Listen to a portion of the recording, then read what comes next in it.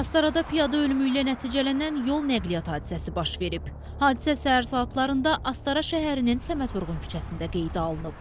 Astara rayon Ojakəran kənd sakini 29 yaşlı Royal Kazımzadə idarə etdiyi Mercedes markalı avtomobillə yolu qarşı tərəfə keçmək istəyən piyadanı vurub. Nəticədə rayonun Ərkivan qəsəbə sakini 49 yaşlı Fuad Nuriyev aldığı xəsarətlərdən hadisə yerində ölüb.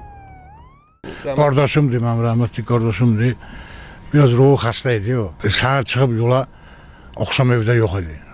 Səhər bizə zəng elədilər ki, qardaşın rəhmətə gedib. Dumanlı olub da, hər gün, 3 gündür, 4 gündür cənubda dumandır da. Gəlmişəm, Uğruqdayım. İndi buradan da götürüb aparıb dəfn edək də.